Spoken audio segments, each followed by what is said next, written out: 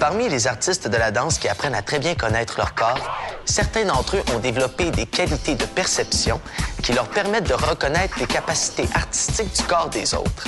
Lui, c'est Harold, un chorégraphe qui explore de multiples univers artistiques et qui est fondateur de la compagnie Le Fils d'Adrien Danse.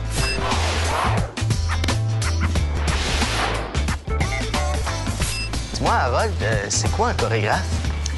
Un chorégraphe, c'est un artiste qui travaille avec le corps des autres pour créer une chorégraphie. Pour créer une chorégraphie et la présenter, Harold a besoin de deux choses. Un thème. Et puis, bien sûr, de talentueux danseurs. Harold fait ensuite travailler les danseurs dans une suite de mouvements et d'expressions pour décider si leur façon de danser s'harmonise bien avec la chorégraphie qu'ils souhaitent créer. Une fois que tu as ton thème, tes danseurs, là, j'imagine que ton travail n'est pas fini, là. Non, il commence, en fait. Je pars avec mon corps à moi, je crée mes mouvements et je les transmets aux danseurs. Les danseurs font les mouvements, les interprètent et des fois font des changements, des micro-changements, parce qu'ils le font avec leur capacité, avec leur talent, tout ça. Et des fois, ça me donne des idées pour modifier le mouvement, des idées que moi, j'aurais pas eues au départ.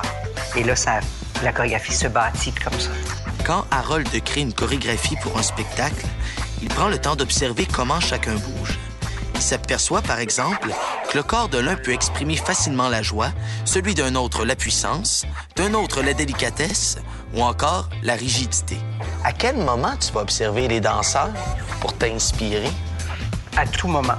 Chaque fois que je suis en contact avec eux, je m'en inspire. Moi, je suis toujours dans mon mode création. OK. Ariel, j'aimerais ça peut-être essayer, Jean-François, tu l'attrapes pour qu'il y ait un contact réel entre vos deux corps. Okay. Parce que c'est beau. Là, lui, il veut aller vers toi, mais vraiment qu'il y ait un contact. Puis tu puisses, à ce moment-là, aller vraiment chercher le maximum de la suspension par-dessus lui. OK? On fait ça. Et... oui, super. Au-delà de la chorégraphie et de l'expression artistique, les danseurs doivent tenir compte de leur technique, de leur posture, du poids de leur corps, de leurs mouvements, de leurs gestes de la tête, du buste, des mains, des bras, des jambes et des pieds. Y a-t-il une différence entre le corps d'un danseur de ballet puis le corps d'un danseur contemporain?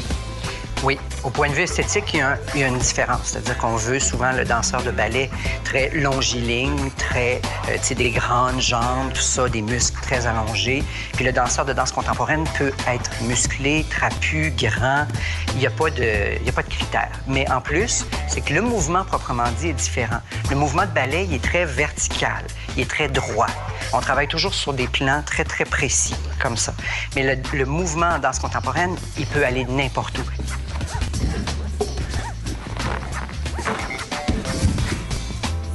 C'est magique de pouvoir synchroniser le mouvement de son corps à celui du corps des autres.